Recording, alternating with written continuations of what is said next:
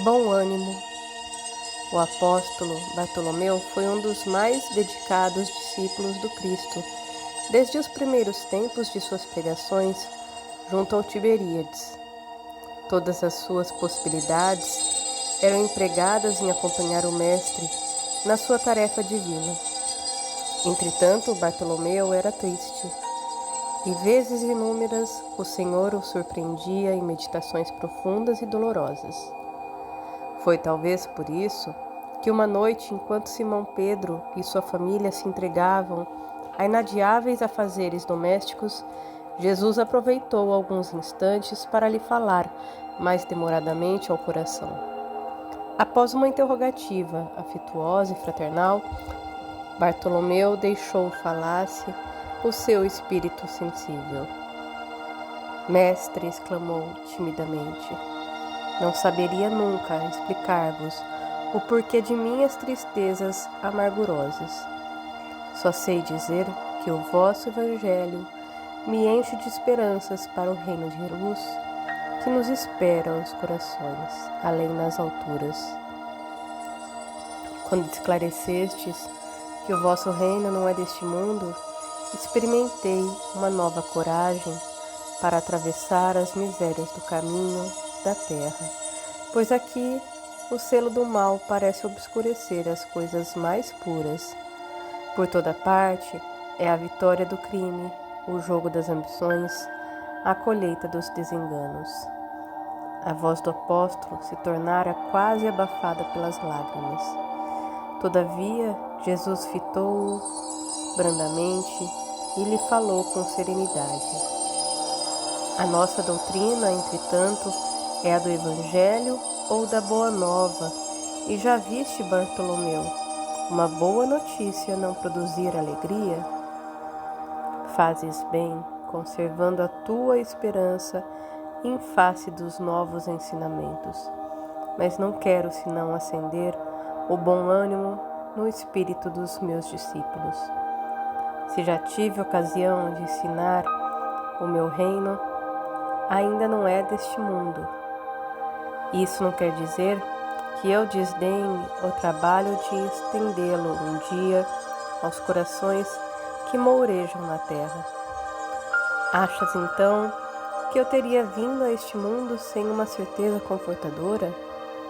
O Evangelho terá de florescer primeiramente na alma das criaturas, antes de purificar e frutificar para o espírito dos povos. Mas venho de meu Pai, cheio de fortaleza e confiança, e a minha mensagem há de proporcionar grande júbilo a quantos a receberem de coração. Depois de uma pausa, em que o discípulo contemplava silencioso, o mestre continuou. A vida terrestre é uma estrada pedregosa que conduz aos braços amorosos de Deus. O trabalho é a marcha. A luta comum é a caminhada de cada dia. Os instantes deliciosos da manhã e as horas noturnas de serenidade são os pontos de repouso. Mas ouve-me bem, na atividade ou no descanso físico, a oportunidade de uma hora, de uma leve ação, de uma palavra humilde, é o convite de nosso Pai para que semeemos as suas bênçãos sacrossantas. Em geral, os homens abusam dessa oportunidade preciosa para anteporem a sua vontade imperfeita aos desígnios superiores, perturbando a própria marcha. Daí resultam as mais ásperas jornadas obrigatórias para a retificação das faltas cometidas e muitas vezes infrutíferos labores. Em vista dessas razões, observamos que os viajores da terra estão sempre desalentados. Na obcecação de sua vontade própria, ferem a fronte nas pedras da estrada, cerram os ouvidos à realidade espiritual, vendam os olhos com a sombra da rebeldia e passam em lágrimas, em desesperadas imprecações e amargurados gemidos, sem enxergarem a fronte cristalina, a estrela caridosa do céu, o perfume da flor, a palavra de um amigo, a claridade das experiências que Deus espalhou para a sua jornada em todos os aspectos do caminho. Houve um pequeno intervalo nas considerações afetuosas, depois que, sem mesmo perceber inteiramente o alcance de suas palavras, Bartolomeu interrogou: Mestre, os vossos esclarecimentos dissipam os meus pesares, mas o Evangelho exige de nós a fortaleza permanente? A verdade não exige, transforma. O Evangelho não poderia reclamar estados especiais de seus discípulos. Porém, é preciso considerar que a alegria, a coragem e a esperança devem ser traços constantes de suas atividades em cada dia. Porque nos firmamos no pesadelo de uma hora, se conhecemos a realidade gloriosa da eternidade com o nosso Pai?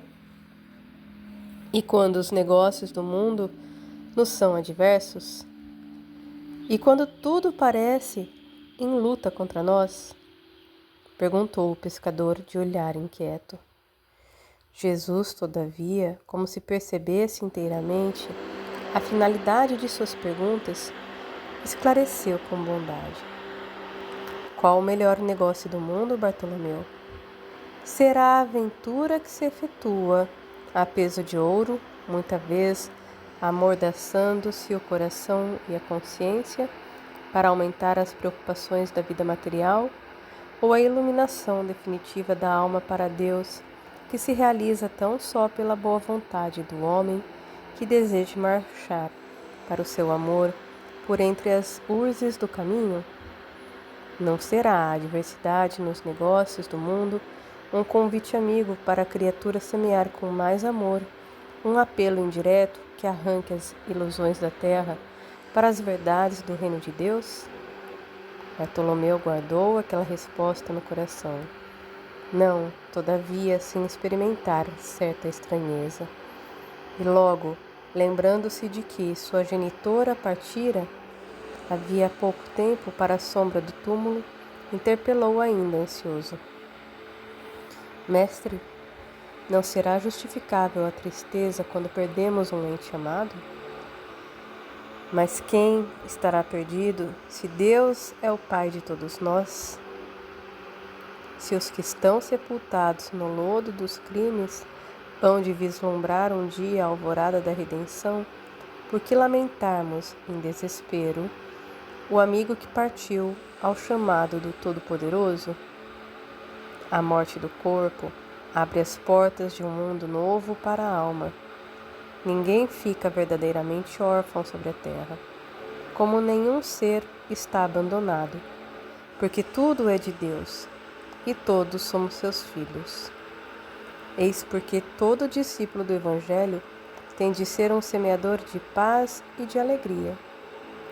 Jesus entrou em silêncio, como se houvera terminado a sua exposição judiciosa e serena. E pois que a hora já ia adiantada, Bartolomeu se despediu. O olhar do mestre oferecia ao seu, naquela noite, uma luz mais doce e mais brilhante. Suas mãos lhe tocaram os ombros levemente, deixando-lhe uma sensação salutar e desconhecida.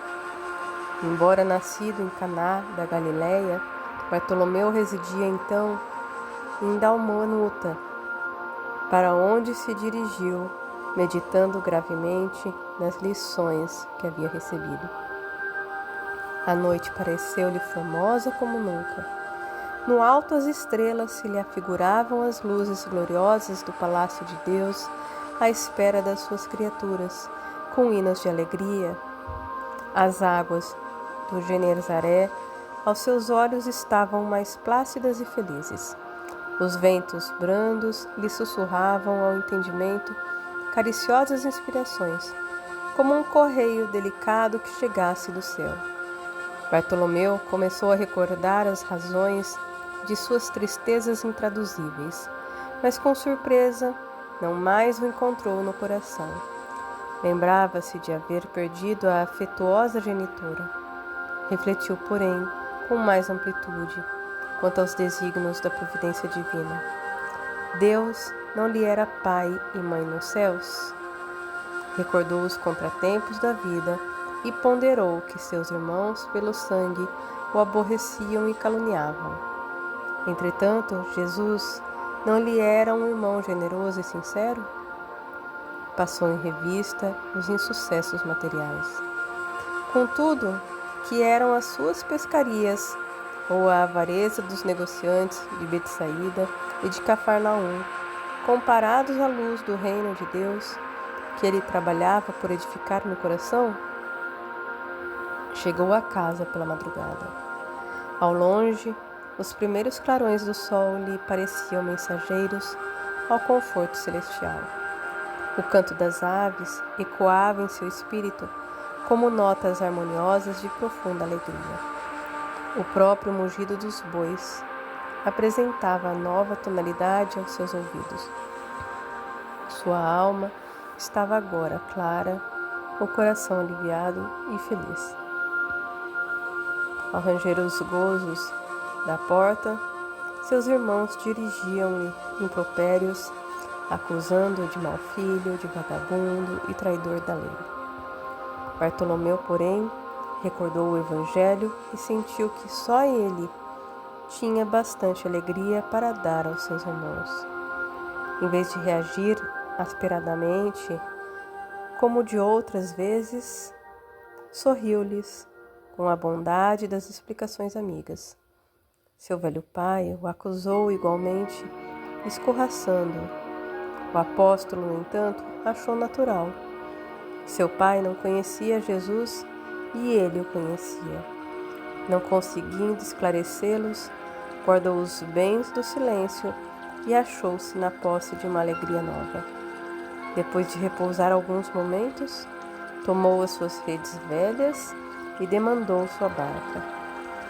Teve para todos os companheiros de serviço uma frase consoladora e amiga. Procurando o lado, e não achando, diz: como estava mais acolhedor e mais belo, seus camaradas de trabalho mais delicados e acessíveis. E adornada. De tarde, depois não questionou e leva os mais 7 comerciantes, espíritos enchendo-lhes, piores do que ele, aliás, que ali o espírito de boas habitam. palavras e de atitudes E o cativantes último e educativas. estado daquele homem Bartolomeu fica sendo pior do que havia o primeiro. convertido todos os desalentos Então, num cântico de todos os alegria ouvintes das ao sopro pregações regenerador dos ensinamentos do Cristo. compreendem Todos que não os bastava observaram ensinar com o admiração, caminho da verdade exceto e do Jesus, bem aos que espíritos conhecia com perturbados júbilo e malfazentos. a nova atitude mental de Indispensável seu discípulo. era edificar-se No cada sábado um seguinte, a fortaleza O luminosa mestre e demandou sagrada as do margens reino de do Deus, lago, dentro cercado de de si seus mesmo. numerosos seguidores.